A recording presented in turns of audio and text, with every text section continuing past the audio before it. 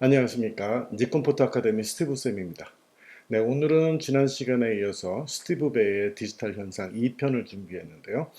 지난 시간 1편에는 디지털 현상에 대해서 전반적인 설명을 드렸고, 또 라이트룸에 대해서 소개를 해드렸다면, 오늘부터는 이제 본격적으로 라이트룸을 이용한 디지털 현상 과정을 여러분들에게 좀 보여드리겠습니다. 그래서 오늘은 제가 다녀왔던 촬영본을 가지고 처음부터 끝까지 즉 사진을 불러오기부터 현상하고 또 내보내기를 해서 최종의 나의 그 현상 완료가 된 JPG를 완성하는 과정까지 쭉 보여드리면서 전반적으로 라이트룸의 프로세싱이 이렇게 되는구나 하는 것을 여러분들이 느낄 수 있게 준비하겠습니다.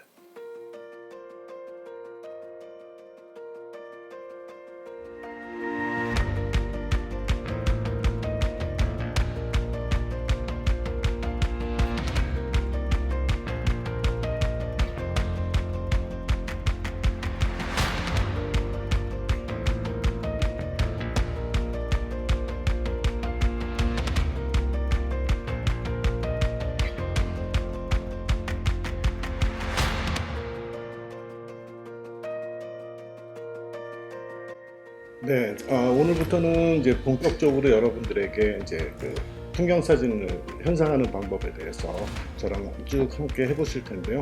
어, 이번에 이제 엊그저께 해신당 삼척에 있는 해신당을 다녀왔는데 여명빛이 굉장히 좋았습니다. 그래서 여명부터 일출까지 촬영해 왔습니다. 그 중에서도 가장 좋았던 A컷을 하나 골라서 여러분과 같이 함께 이제 현상을 한번 직접 해보도록 하겠습니다.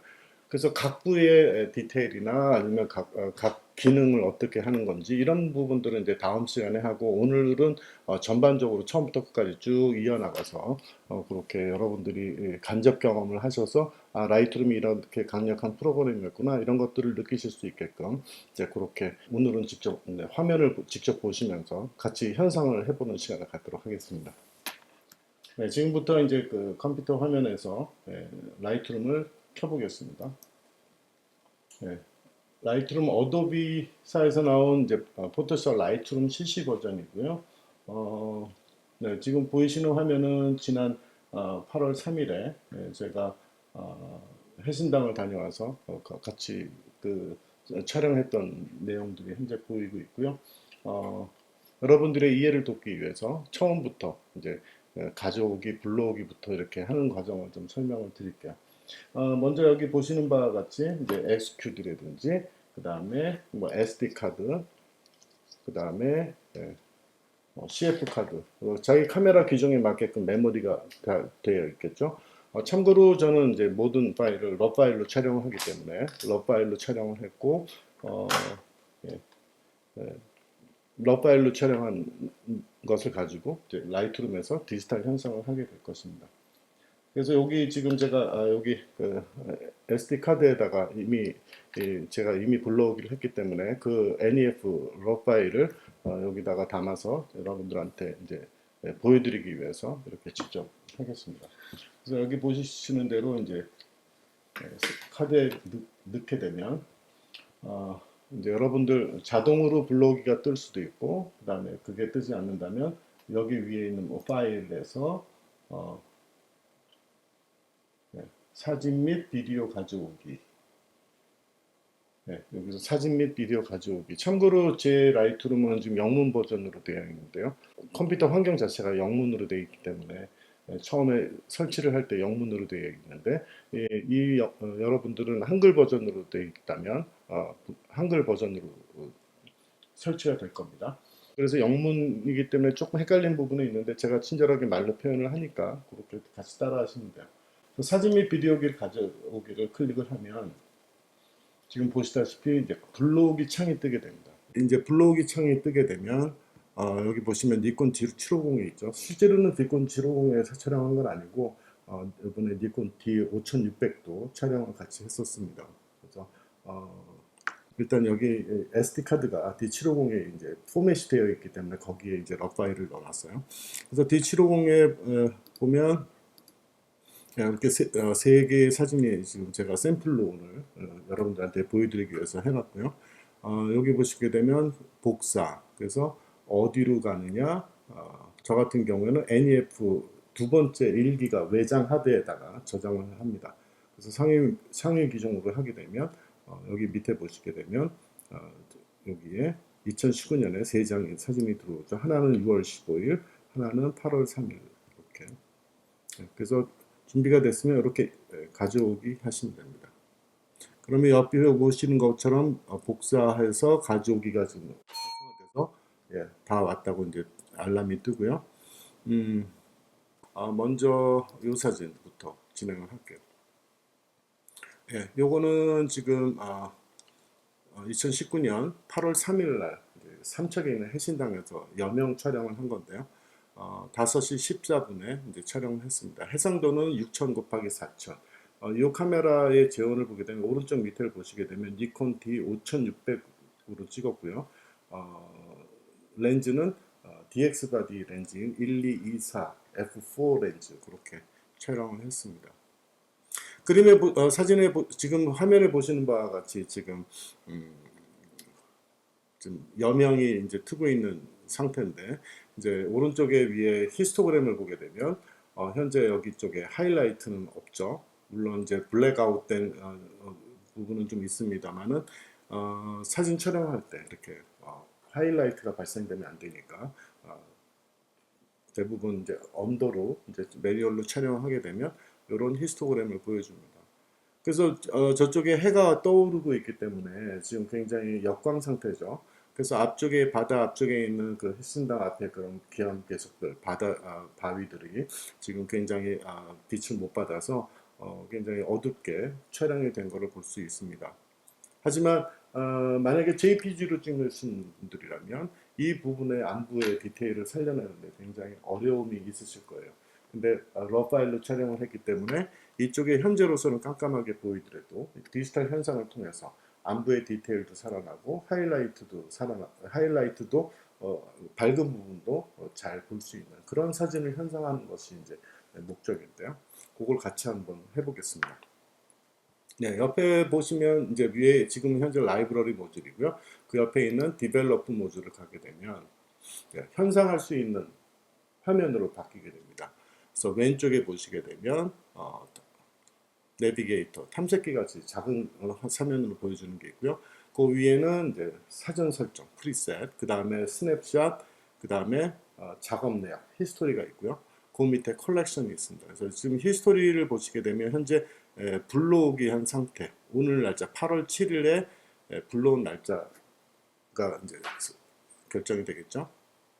네, 그 다음에 이제 오른쪽에 보시게 되면 이제 위에 히스토그램이 있고, 그 다음에 하나, 둘, 셋, 넷, 다섯, 여섯 개의 로컬 조정 툴이 있습니다. 그 다음에 이제 여기 기본부터 해서 톤 커브, HSL, 뭐 스프릿 토닝, 그 다음에 세부, 그 다음에 렌즈 교정, 그 다음에 변환, 그 다음에 효과, 그 다음에 카메라 칼리브레이션까지 그렇게 여러 가지가 있습니다. 그래서 현상을 하실 때 요 위에서부터 베이직 기본부터 기본 톤부터 쭉 밑으로 해 나가시면 자연스럽게 현상이 완료가 됩니다. 제일 먼저 보실 거는 이제 히스토그램인데요. 히스토그램은 이제 아까 라이브러리 창에서도 보였던 히스토그램과 같습니다. 그래서 현재 이쪽에 아주 새까만 부분에 커서를 갖다 대면 오른쪽 위에 보면 R이 0.9, 그린이 0.6, 블루가 0.5. 즉 1.0이 채 안 되는 아주 적은 빛을 받아서 이렇게 검게 표현이 되는 건데요. 하지만 러 파일에는 그 안부의 그런 디테일이 살아 있습니다. 그래서 그거를 우리 눈으로 우리가 현장에서 눈으로 봤던 그 바위의 밝기대로 이제 현상을 하기 위해서는 이제 그 안부를 살려주는 역할을 하게 되는 거죠. 그래서 이쪽 밝은 쪽에다가 또 이렇게 마우스를 갖다 대게 되면 지금 82.4, 73.6, 56.1 그래서 레드가 제일 많죠. 그래서 약간 불구스름한 이런 그 여명의 빛이 제대로 표현이 되고 있습니다. 자, 그래서 히스토그램을 일단 참고를 하셔서 이 히스토그램 보실 때 내가 과노출을 했느냐, 적게 노출을 했느냐를 보는 게 일단 가장 큰 기본이고요. 그 다음에 이제 이쪽에 있는 그 6개의 툴은 이제 나중에 이용하고 지금 기본부터 시작을 해보겠습니다. 여기 보시게 되면 컬러가 있고 흑백이 있는데요. 컬러부터 현상하실까요? 흑백 현상하실 건가요? 지금은 컬러 현상을 하기 때문에 기본적으로 컬러로 세팅이 되어 있고요. 만약에 내가 흑백 현상을 하고 싶다면 여기 흑백을 누르시면 됩니다. 그러면 화면이 흑백으로 변환이 되죠. 즉, 러 파일에서 받았던 RGB 함유량을 그레이 스케일로 바꿔서 라이트룸의 렌더링 방식으로 사진을 보여주는 겁니다. 지금은 이제 컬러를 현상할 거니까요. 컬러를 클릭하고요. 자, 그 밑에 있는 것이 이제 화이트 밸런스 영역인데요. 화이트 밸런스는 여기 보시다시피 사진기에서 오토 화이트 밸런스로 촬영을 했습니다. 니콘의 화이트 밸런스는 굉장히 좋기로 유명하죠. 그래서 특별히 화이트 밸런스를 맞춰서 촬영하지 않습니다. 만약에 여러분들이 켈빈 값을 조정해서 만약에 촬영을 하셨다면 이 위쪽에 있는 하늘색 부분이 과도하게 노란색 쪽으로 변했을 거예요. 그래서 저는 일단은 화이트 밸런스는 오토 촬영을 추천을 하고요. 그래서 지금 색 온도는 7100, 그 다음에 틴트는 마이너스 26 이렇게 되어 있습니다. 그래서 지금 화면을 봤을 때 내가 현장에서 봤었던 그 하늘 색깔이 그다지 차이가 많이 나지 않기 때문에 여기서는 일단은 건드리지가 않고 요 두 번째 창이 이제 톤에 해당이 되는 겁니다. 즉, 그 가장 기본이 되는 그 사진의 기본이 되는 톤을 얘기를 하는 건데요. 여기 보면 오토가 있습니다만은 이제 가급적 풍경 사진은 오토를 활용하지 않고 이렇게 수동으로 다 촬영을 합니다. 맨 위에 노출을 보게 되면 현재 노출이 크게 문제가 없기 때문에 건들지 않겠고요. 그 밑에 대비가 있는데 대비 또한 예, 대비는 맨 마지막에 제가 쓰는 슬라이딩 바입니다. 그래서 대비는 안 쓰고요. 일단 제일 먼저 할 게 풍경 사진에서 하이라이트 부분인데요. 현재 옆에 보시다시피 이제 여기 클릭을 해도 현재 이 사진에는 하이라이트는 없습니다만은 하이라이트를 마이너스 100으로 낮춰줍니다. 그러면 이제 이 부분이 어두워진 걸 볼 수 있는데요. 그 다음에 이제 밑에 부분이 이제 어두운 영역, 섀도우 지역이 이쪽 바위 있는 쪽이 해당이 되겠죠. 그러니까 섀도우 쪽을 플러스 100으로 올립니다. 그러면 안부가 디테일이 살아나면서 안부에 우리가 사람이 눈으로 현장에서 봤었던 현재의 상태를 좀 보여주는 거죠. 그 다음에 이제 화이트, 위에 이제 하이라이트와 섀도우, 즉 밝은 영역과 어두운 영역은 빛의 영역이었다면 그 밑에 화이트와 블랙은 색의 영역입니다. 우리 사진가들이라면 빛의 영역과 그 다음에 색의 영역을 같이 다뤄야 되는데요. 이 상태에서 여러분 갖고 있는 Shift 키를 누르고 화이트 양을 더블 클릭을 하면 조금 이렇게 올라간 걸 볼 수 있죠. 예, 그렇게 하셔도 되고 다시 처음으로 돌아가서 자의적으로 슬라이딩 바를 올리셔도 됩니다. 그래서 이 슬라이딩 바가 올라갈 때 어느 정도가 기준이냐, 저쪽 위에 히스토그램을 보시면 이렇게 너무 과도하게 되면 저쪽에 경고창이 뜨죠. 과도하지 않을 정도로, 즉 하이라이트가 생기지 않을 정도로 까지만 올려주시면 돼요. 이 정도. 그러면 블랙은 어떻게 하느냐? 이 블랙이라는 것은 이 우리 모든 픽셀의 검정이 표현이 되는 부분들이 있는데 아무래도 섀도우 부분, 어두운 부분, 그림자 지역에 블랙이 더 많겠죠. 그래서 현실적으로 여기 보시게 되면 블랙 아웃이 된 게 이렇게 파랗게 보입니다. 근데 저 정도 블랙은 아웃까지는 뭐 괜찮다 하더라도 어쨌든 그 블랙의 조정량을 하신다 그러면 보통 이렇게 마이너스적으로 내리게 되면 다시 껌껌해지죠. 그래서 더블 클릭을 하면 다시 원점으로 돌아오고 여기서 저는 블랙을 조금 더 빼겠습니다. 블랙을 빼니까 안부에 있는 바위들이 조금 더 밝아지죠. 아무래도 그 어두운 쪽에 블랙량이 더 많으니까 더 효과적으로 차이가 나고 저 하늘 쪽에는 블랙보다는 화이트가 더 많겠죠. 그래서 덜 차이가 나고 즉 안부의 디테일을 보면서 이 정도 올리겠습니다. 그러면 아까 섀도우를 올렸을 때보다 조금 더 안부의 디테일이 좀 더 살아나죠. 네, 이게 이제 기본 톤입니다. 그래서 아까 이렇게 어두웠었던 게 지금 좀 안부가 많이 밝아졌죠. 그래서 안부의 디테일을 이 정도 살려주고 그 다음에는 밑에 있는 것은 외관이라고 여러분들 한글 버전은 되어 있을 텐데요. 조금 여자 얼굴이라고 본다면 화장에 해당이 되겠죠. 그래서 clarity 여기서 음, 선명도를 보게 되면 조금 올리게 되면 조금 선명해집니다. 근데 너무 과도하게 올리면 좀 진해지고요. 또 너무 빼게 되면 좀 선명도가 좀 떨어지죠. 요거 부분 대비는 어떤 개념이냐면 각 픽셀과 픽셀이 이렇게 있다면 픽셀과 픽셀이 사이가 살짝 벌어지면서 그 픽셀의 윤곽이 좀 도드라져서 좀 짱짱하게 보여주는 역할을 하는 거고요. 또 마이너스 쪽으로 내리게 되면 픽셀과 픽셀이 이렇게 합쳐지면서 이렇게 약간 뭉개지는 듯한 그런 표현을 볼 수가 있습니다. 다시 한번 화면 보면 내리면 좀 뽀사시해지고 뭉개지죠. 그 대신 디테일이 좀 떨어지고요. 반대로 플러스 쪽으로 올리면 짱짱해지기는 합니다만은 너무 심하게 되게 되면 어떤 노이즈도 생기고 조금 뭐랄까 대비는 생기지만 조금 사진 품질이 좀 떨어지는 경향이 있어서 ISO 100 기준으로 했을 때 이 사진에 지금 ISO 100으로 촬영을 했죠.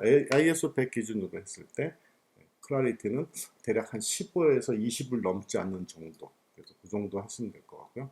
그 밑에 있는 이제 바이브런스 즉 한글 버전에는 생동감으로 되어 있나요? 생동감은 어떻게 개념을 알고 계시면 되냐면 픽셀을 비추는 빛이라고 보시면 됩니다. 그래서 만약에 빨간색 셀로판지라면 빛이 좀 세면 선홍색으로 바뀌겠죠. 만약에 빛이 어두우면 암적색으로 변할 겁니다. 그래서 그 빛의 양을 조절을 해주는 건데요. 대략 한 15에서 한 20 정도 넣어주면 조금 색깔이 좀 살아나는 것을 볼 수가 있습니다. 그 다음에 밑에 있는 게 채도인데요.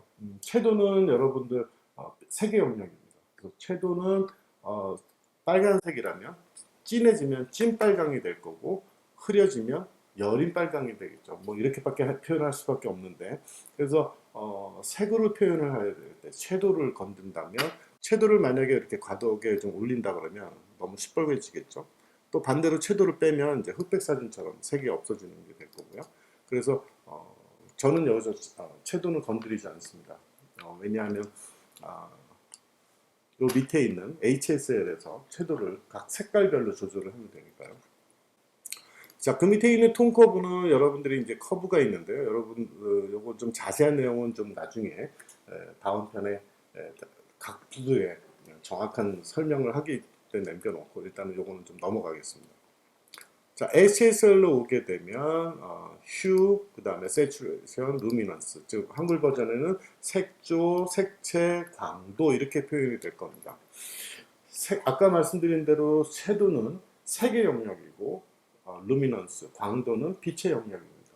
즉 이쪽에 붉게 빛나는 이런 아침의 여명색이 광도로 조절을 해야 되느냐, 색깔로 조절해야 되느냐, 그거는 이제 작가님들의 현상의 몫인데 대부분 이제 빛의 영역을 다루는 부분이라면 색의 영역보다는 광도로 가셔서 뭐 예를 들어서 오렌지를 조금 낮춘다든지 그럼 벌써 왼쪽에 보시면 밝아지죠?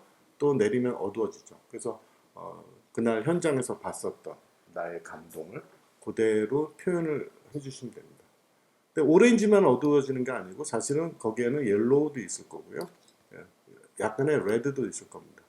그래서 이렇게 마이너스 6, 8, 11 정도 이렇게 낮추게 되니까 이쪽에 붉은 여명이 조금 더 색깔이 좀 살아나죠.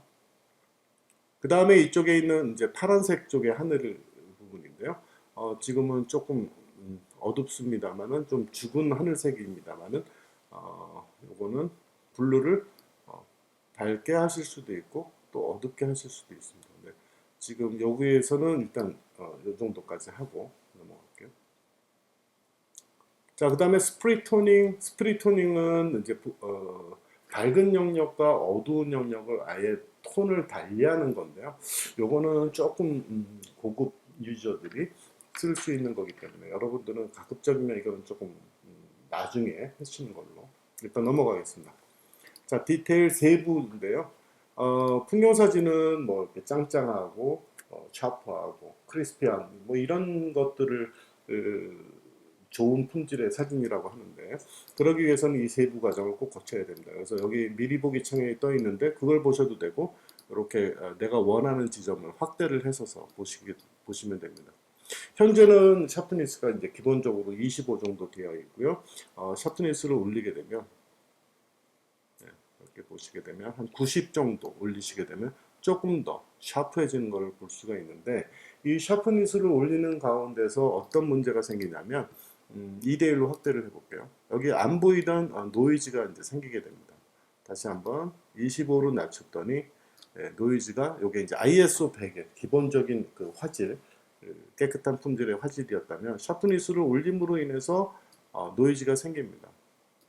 하지만 이 노이즈를 이제 없앨 수 있는 방법은 그 밑에 있는 노이즈 제거가 있죠. 그래서 확대를 해서 노이즈를 제거를 합니다. 이 정도 하면 이제 노이즈가 좀 더 줄었죠. 그 다음에 요 샤프니스 밑에 마스킹이 있는데요.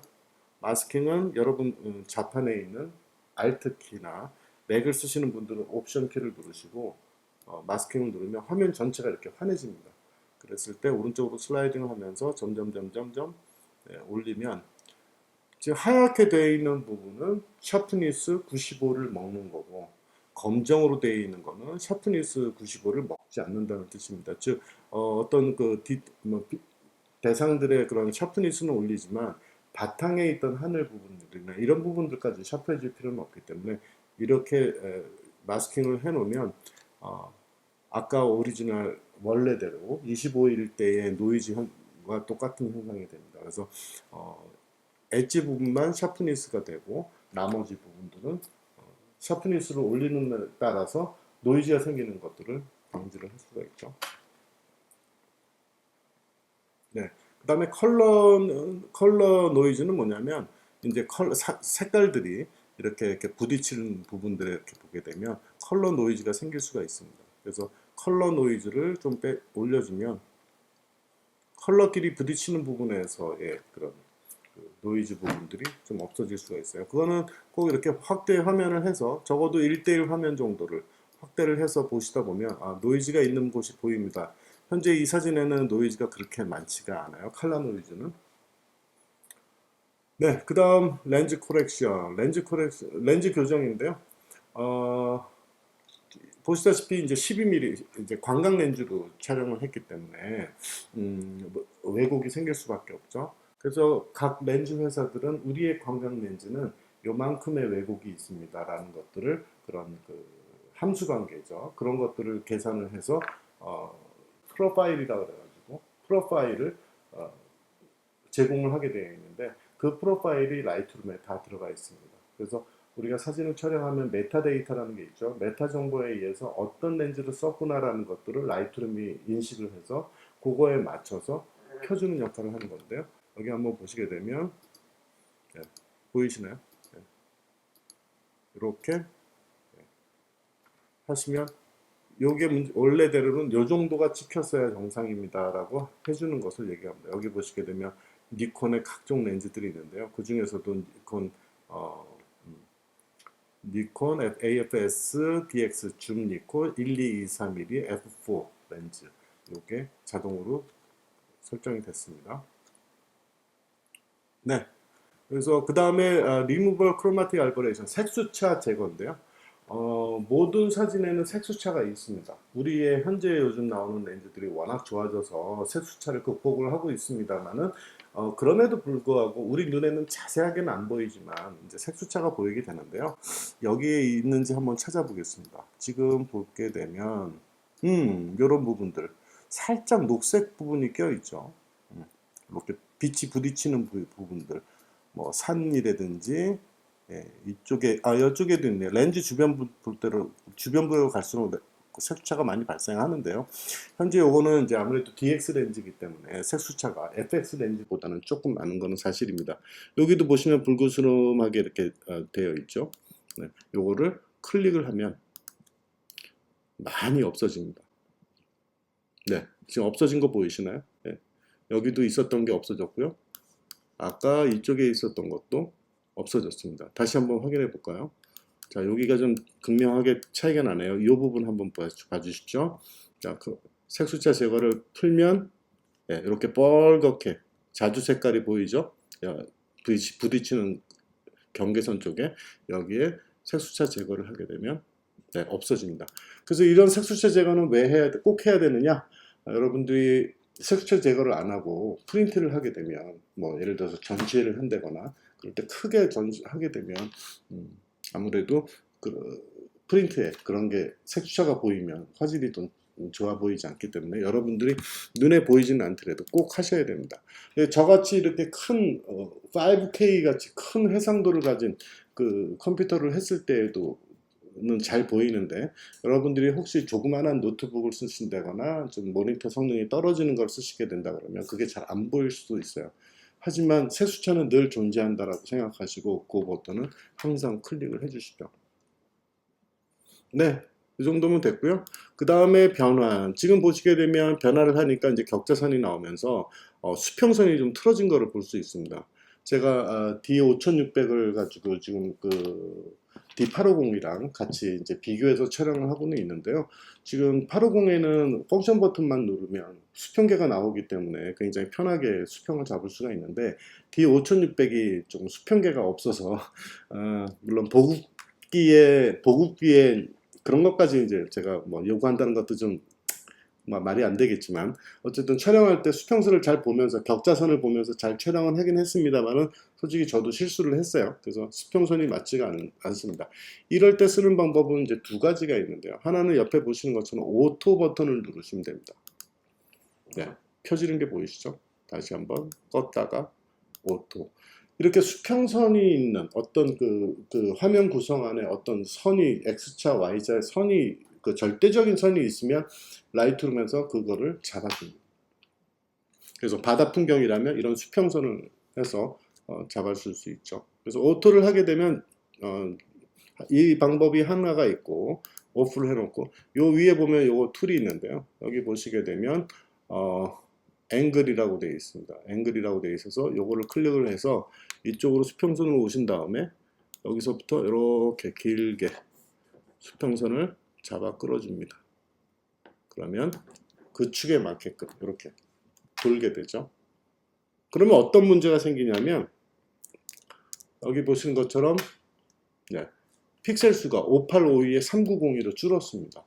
원래는 6000 곱하기 4000이 D5600의 해상도인데 이만큼 이 부분이 잘려나가기 때문에 화면이 잘려나가게 되죠. 즉 내가 원했던 구성 구도에서 조금씩 바뀌면서 픽셀도 잘려나가고 내가 원치 않았던 화상이 될 수가 있습니다.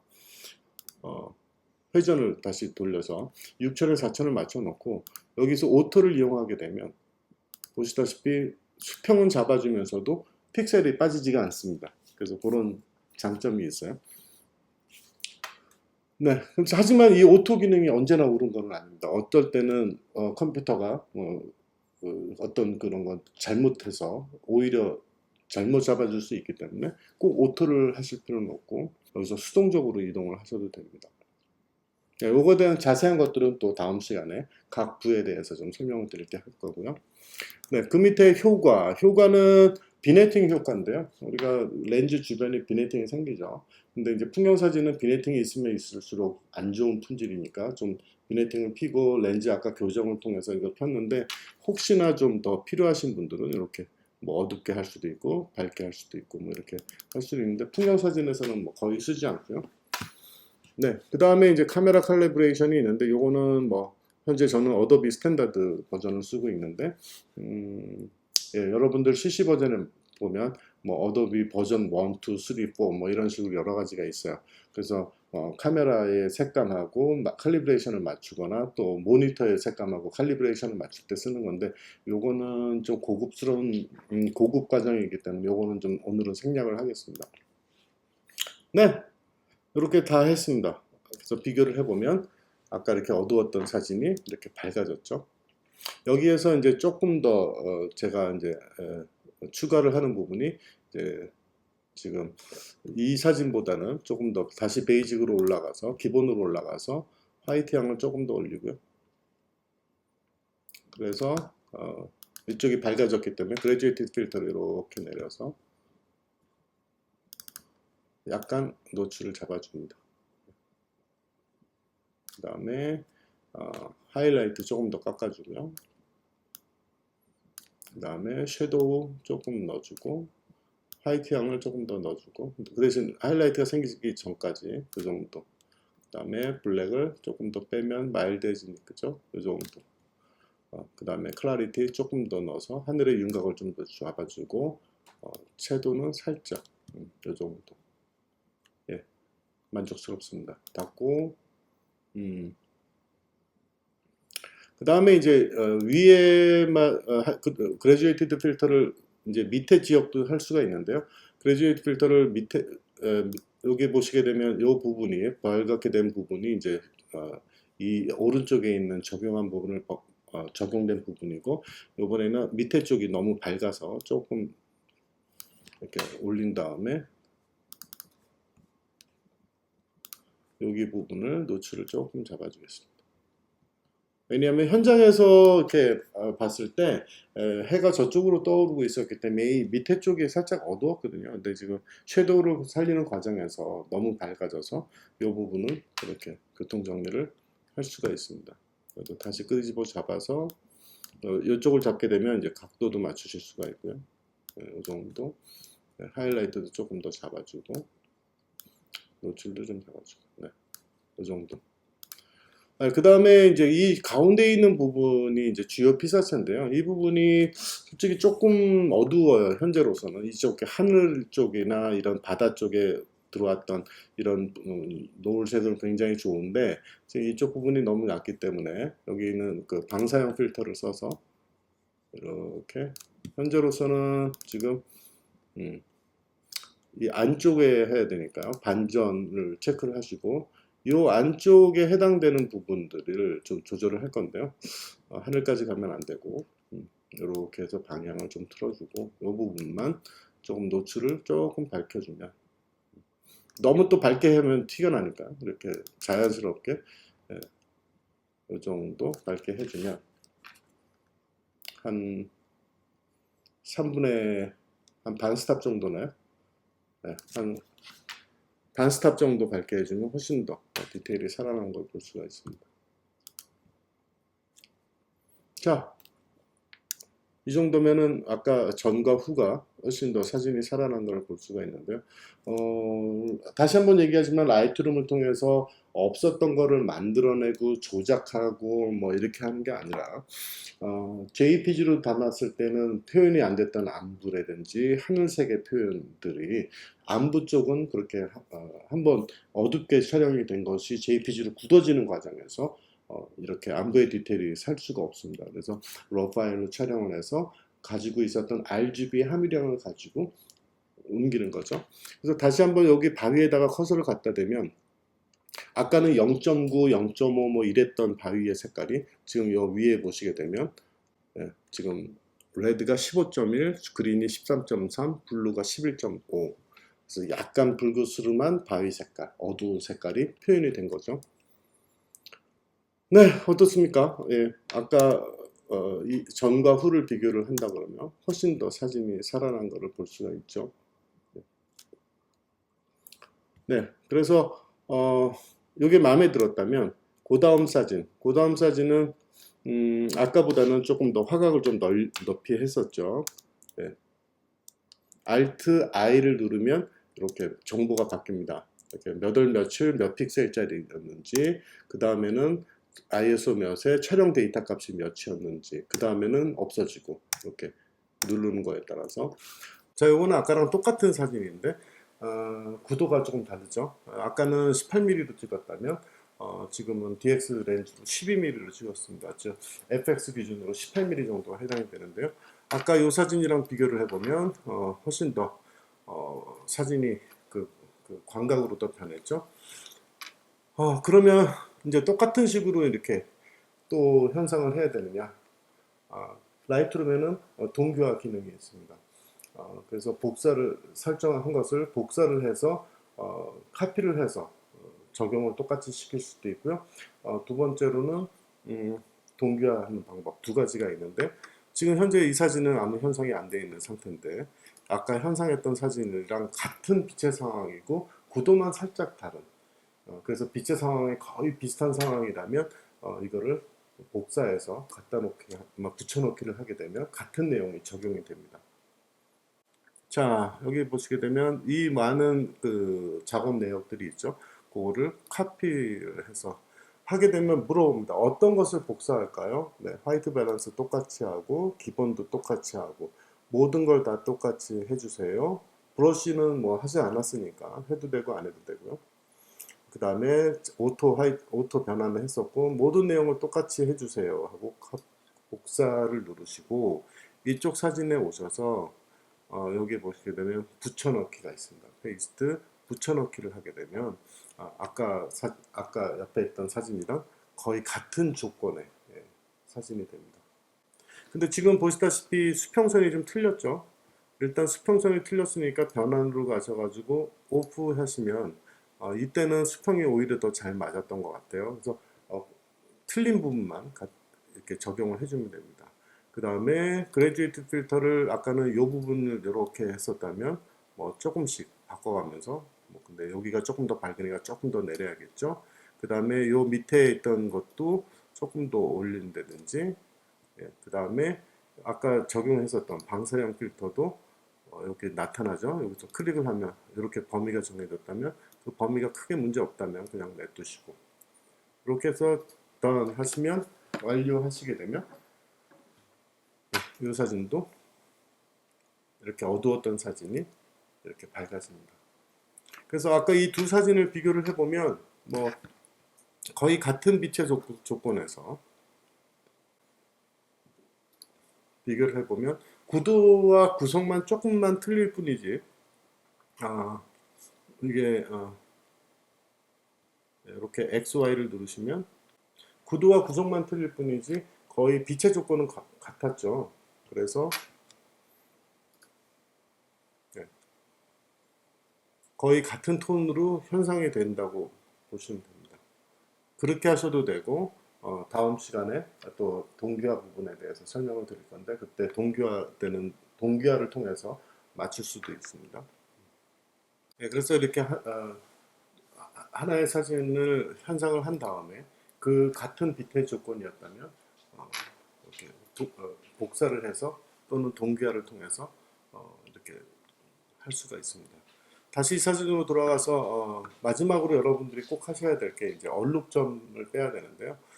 조리개를 보통 8에서 10일 정도 놓고 촬영을 하게 마련인데 풍경 사진은 그렇게 했을 때 하늘에 보면 이미지 센서에 점들이 보입니다. 지금 여기도 이렇게 보이시죠?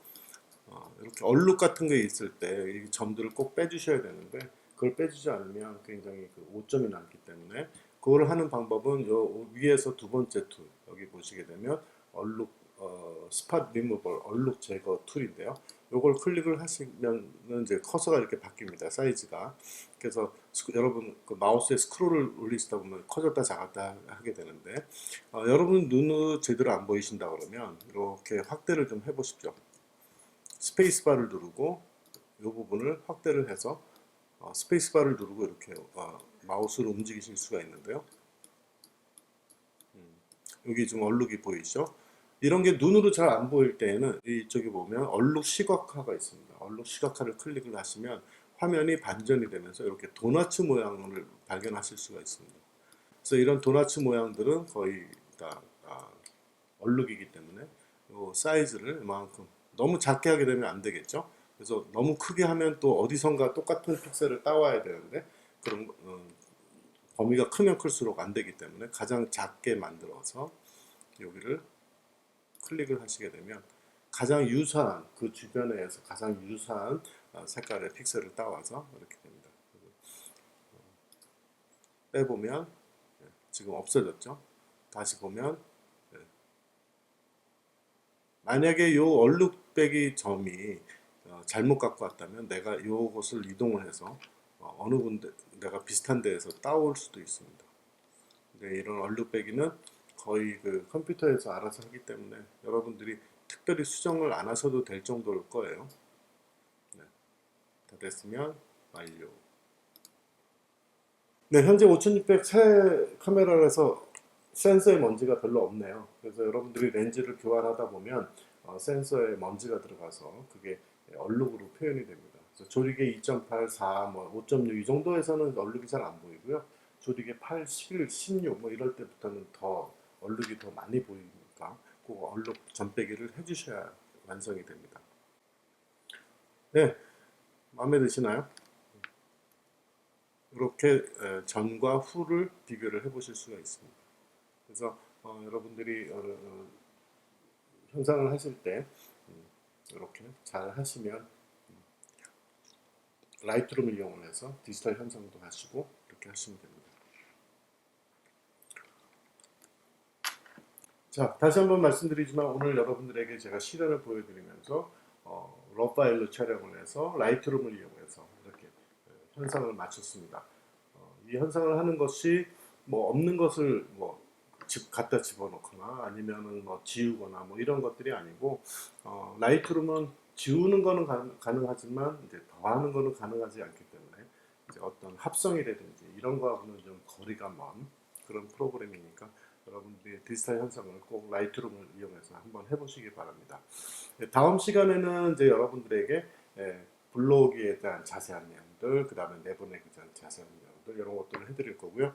그 전에 다 완성이 됐으면 이제 내보내기를 해서 최종적으로 제 사진을 완성을 해야 되겠죠. 여러분 라이트룸 위에 보면 파일 내보내기가 있습니다.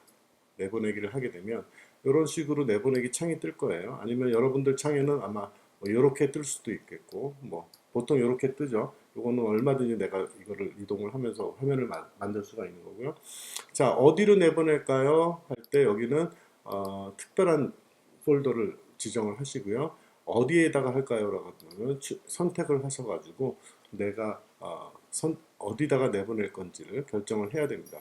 현재 여기 보시는 바와 같이 저는 이제 2019년 8월 3일 해신당 폴더를 만들어 놨고 거기를 선택을 했고 그 다음에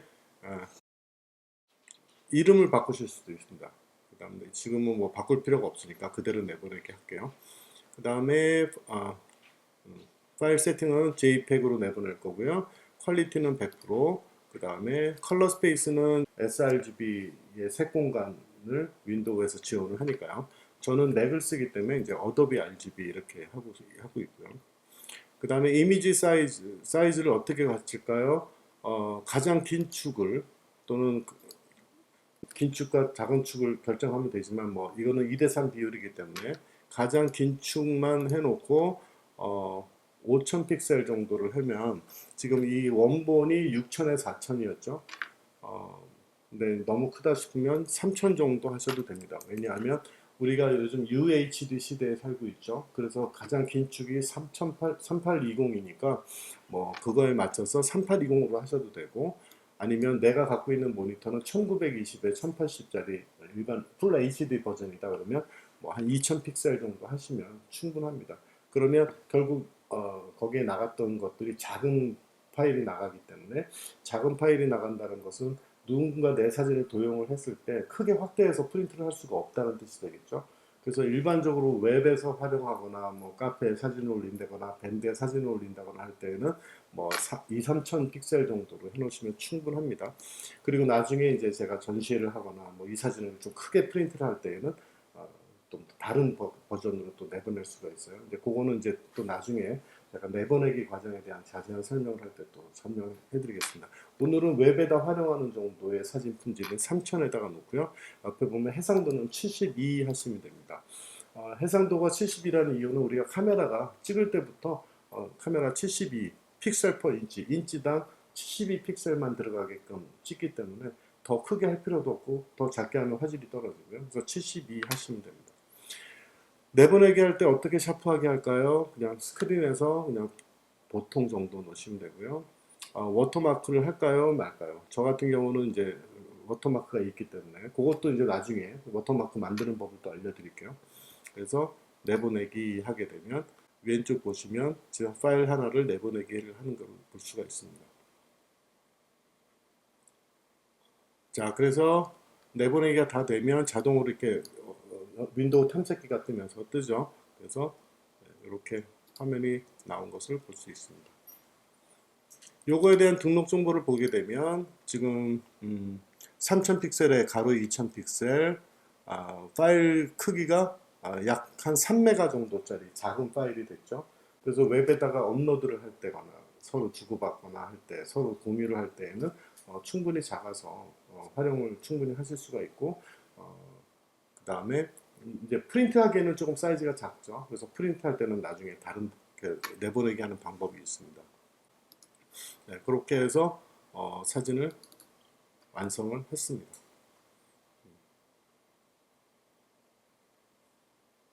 마음에 드시나요? 저도 굉장히 마음에 드는데요. 어, 여러분들 이렇게 현상을 하시다 보면 예전에 내가 현상을 몰랐을 때 사진과 많이 달라지시는 걸 느끼실 겁니다. 그래서 꼭 여러분들 라이트룸을 이용해서 이렇게 좋은 사진을 만들어내는 그런 사진가가 되셨으면 좋겠고, 오늘은 전반적으로 풍경 사진을 불러오기부터 현상하고 내보내는 것까지 한두 장의 사진을 가지고 이렇게 설명을 드렸고, 다음 시간부터는 조금 더 디테일하게 그 다음에 인물 사진 형상법 그렇게 또 설명드리는 시간을 갖도록 하겠습니다. 예, 오늘 이것으로 마치겠습니다. 예, 다음 편에 또 만나 뵙겠습니다.